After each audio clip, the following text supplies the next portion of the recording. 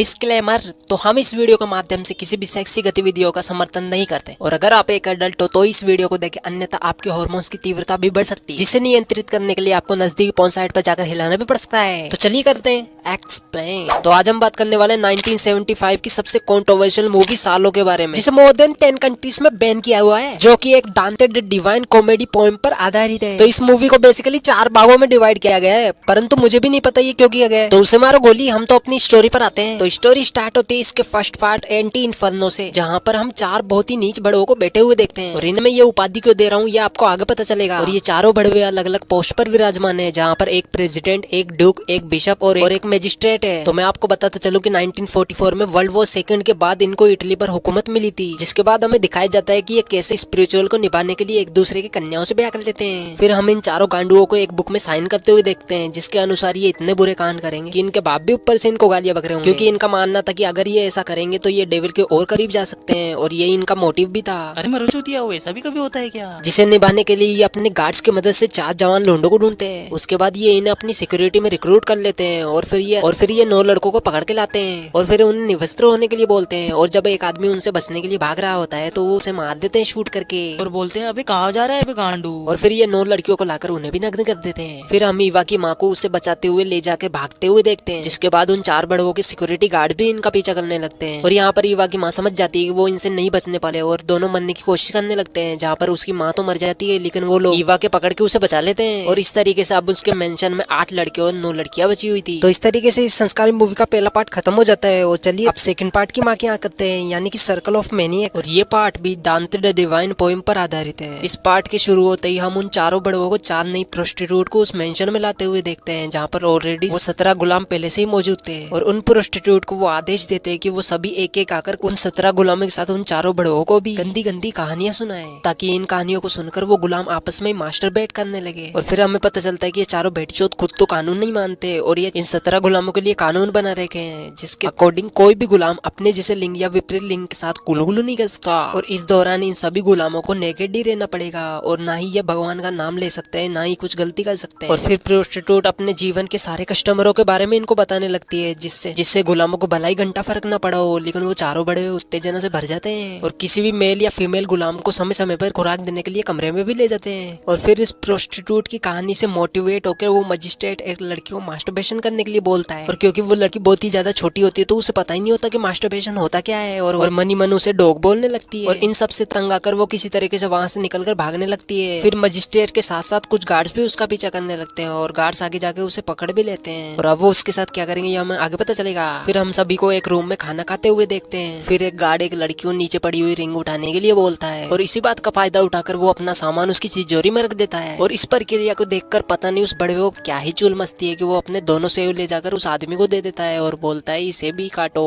यानी कि समझ रहे हो ना, ये ऐसे वैसे दरिंदे जिनको कोई भी चलेगा, भले वो मेल हो या फीमेल हो। इसके बाद वो चारों प्रोस्टिट्यूट उन चारों बड़वों से कहती है कि इन्हें मास्टरबेट करने की प्रक्रिया हमें सिखानी ही होगी, क्योंकि हम तो पैदाइशी टीचर हैं। और फिर वो एक डमी लेकर आकर फीमेल गुलामों को उनका हिलाने के लिए बोलती है। और फिर हम उसी लड़की को देखते हैं जिसे मजिस्ट्रेट ने मास्टरबेट करने के लिए बोला था, और उसके भाग जाने के बाद गार्ड्स ने उसे पकड़ लिया था। और फिर हम उस लड़की की डेड बॉडी को देखते हैं जिसे उन लोगों ने गला काट कर मार दिया था। और वो सभी गुलामों को वार्निंग भी देते हैं कि अगर किसी ने भी यहाँ से भागने की कोशिश की तो उसका भी असर यही होगा। और फिर हम मजिस्ट्रेट को देखते हैं जो कि अपने कूलों को चेयर पे से उठा लेता है, और बोलता है कि अब हमें इसमें से एक मेल और फीमेल को चूज करके उनका ब्याह कराना चाहिए। फिर वो इन दोनों का शुभ मंगल विवाह कर देते हैं, और उसके बाद उन दोनों को आपस में गुलगुलू करने के लिए एक रूम में छोड़ देते हैं। और जब वो दोनों इस बात को मानकर गुलगुलू करने लगते हैं तो पीछे से तो उन 4 बड़वों में से 2 बड़वों से रहा नहीं जाता, और वो वहां पर आकर उन दोनों को रोक देते हैं। ये तो बड़ी बात हो गई, हाथ आया पर सामान न लगाया। फिर उसके बाद ये दोनों बड़वो उन दोनों के साथ इस क्रिया को संपन्न करने लगते हैं। उसके बाद ये चारों बड़वो उन फीमेल्स गुलामों को डॉग की तरह ट्रीट करने लग जाते हैं, डॉग की तरह खाना खिलाते हैं। और जब एक लड़की नहीं खाती तो उसके खाने में कील मिलाकर उसे खिला देते हैं, जिसकी वजह से उसके मुंह में से भी ब्लड आने लग जाता है। अब हम करते हैं इसके थर्ड पार्ट को एक्सप्लेन, जिसका नाम था सर्कल ऑफ शेड। तो ये वाला पार्ट काफी ज्यादा डिस्गस्टिंग हो सकता है, और अगर आप कमजोर दिल वाले हो तो आप इस पार्ट को स्किप कर सकते हो, लेकिन मैं आपको रिकमेंड करूंगा कि आप इस वीडियो को पूरा वॉच करें। तो दोस्तों अब थर्ड पार्ट स्टार्ट होता है, जहाँ पर सिग्नोरा मैगी नाम की सेकंड प्रोस्टिट्यूट आती है, और अब वो अपने बारे में सभी को बताने लगती है। वो बताती है कि एक बार उसे अपनी माँ को ही मानना पड़ा था, जिस पर मजिस्ट्रेट बड़वा अपनी अपाइज बुद्धि से बोलने लगता है कि सेक्रीफाइस तो देना ही पड़ता है, इवन लोग बेवकूफ है जो कि माँ को ही सब कुछ अपना मानते हैं। फिर ईवा ईवा जिसकी माँ ने मूवी के स्टार्टिंग में अपनी जान का सेक्रीफाइस करके उसको बचाने की कोशिश की थी, अपनी मॉम को याद करके रोने लगती है, जिस पर मजिस्ट्रेट काफी ज्यादा गुस्सा हो जाता है और अब ईवा भगवान का नाम भी लेने लग जाती है, जो कि उन बड़ुओं की नजरों में एक बहुत ही बड़ा पाप था। और अब गुस्साया मजिस्ट्रेट अपना पजामा खोल के वहीं पर सबके सामने शीट कर देता है और अब वो ईवा को उसे खाने के लिए बोलता है और मजबूरन ईवा को ये डिस्कस्टिंग चीज करनी ही पड़ती है। और इस सीन को देखकर मुझे भी दीपक कलाल की एक लाइन याद आ जाती है,